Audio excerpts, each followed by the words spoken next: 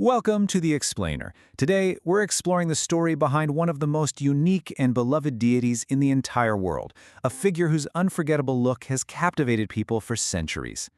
So, let's just start with what we see. A large head, these huge, round eyes, and a massive smile. This doesn't look like your typical depiction of a deity, right? It's abstract, it's powerful, and honestly, it's really intriguing. So the big question is, what's the story here? How did Lord Jagannath get this truly unforgettable form? Okay, so to get to the bottom of his unique form, we first have to ask, who is Lord Jagannath? And the answer, you'll see, is actually right there in his name. It's as huge as it sounds. He is the Lord of the universe. Let's break that down. Jagannath means universe, and Nath means Lord. So, Jagannath, Lord of the universe. His name itself tells you he's not meant for just one group or one place. He's for everyone, everywhere.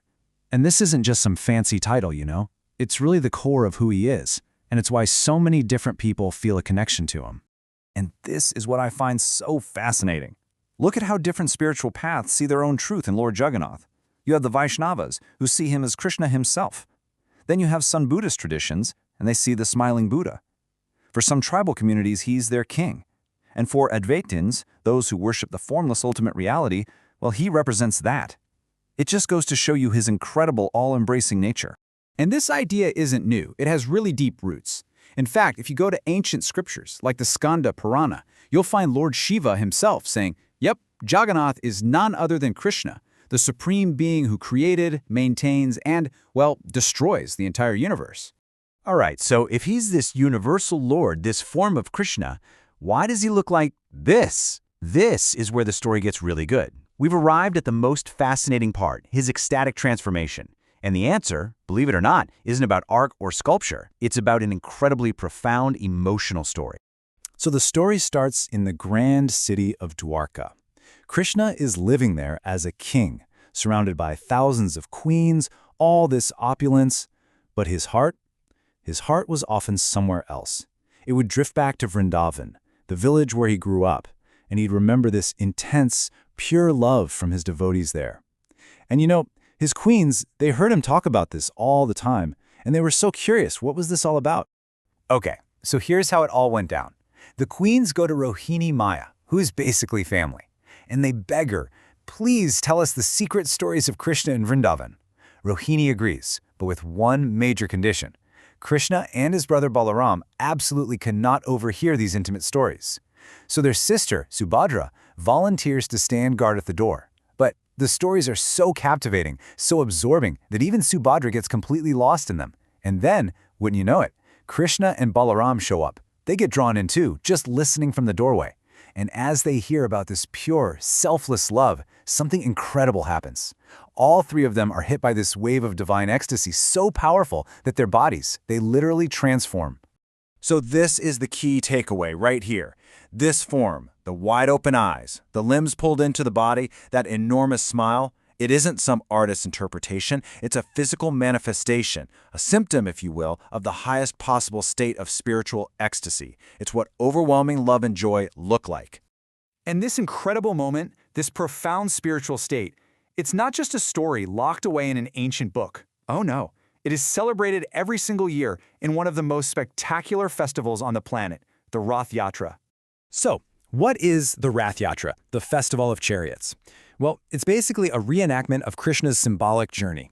He leaves the main Jagannath temple, which stands for his rich kingdom of Dwarka, and he travels to the Gundicha temple, which represents Vrindavan, that place of pure, intimate love. It's really a journey from royalty back to relationship. And for this journey, 3 absolutely magnificent chariots are built, brand new, every single year. One for Lord Jagannath, one for his brother Balaram, and one for his sister Subhadra, the 3 who were transformed together. And each chariot is unique. It has its own name, its own colors, a specific number of wheels. It's all just packed with tradition and meaning. But you know, this festival is so much more than just a parade. It's really a profound display of divine compassion, an idea that is absolutely central to who Lord Jagannath is. I mean, the scale of this thing is just mind-blowing. We're talking about 1.5 to 2 million people showing up for the Rath Yatra in Puri, India, every year. Just to put that into perspective for you, that makes it one of the largest peaceful gatherings on the entire planet. That's huge. And I love this analogy because it gets right to the heart of it. Mercy. It's like when a patient is too sick to go to the doctor, what happens? The doctor comes to them. Well, the Rath Yatra is the Lord leaving the temple to visit us. The whole idea is that for anyone who can't or isn't allowed to enter the temple, well, on this day, the Lord himself comes out to see everyone, no exceptions. And this is where that idea of mercy becomes real, tangible. On this one day, all the normal temple restrictions are just gone. It literally doesn't matter who you are, where you're from, what your background is, or what you believe, everyone is invited to come, to see the Lord, and even to touch and pull the ropes of his chariot. It's just this incredible, powerful symbol of inclusivity and spiritual equality.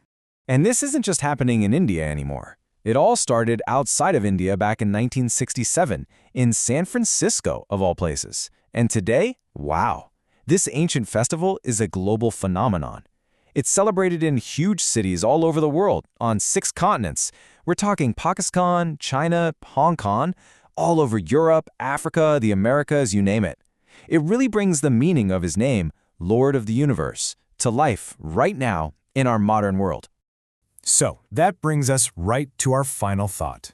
What we have here is a form born from ecstatic love, a festival where God literally comes out onto the street to meet you. It leaves us with a pretty big question to ponder, doesn't it? In our world today, what is this idea of boundless, totally accessible mercy? What does that really mean for us?